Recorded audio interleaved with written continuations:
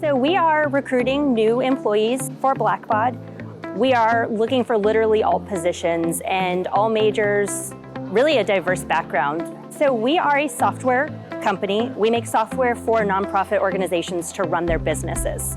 So everything from finance software all the way to schools running their businesses and creating report cards and everything in between. You know, when we think of nonprofits, we oftentimes think of, philanthropy and helping build new relationships with people to bring money in to help the world.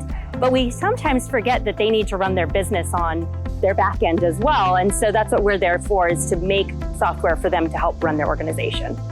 Historically, we've had over 250 alumni who have actually joined Blackbaud's employee, myself included. And we really just love the diversity that College of Charleston representatives bring to our team. The nice thing about it is we work with organizations all across the world, from everything from small schools all the way to the largest of large organizations like the Salvation Army and March of Dimes. And so getting the diverse background of the College of Charleston students really helps us relate and build better relationships with our customer base.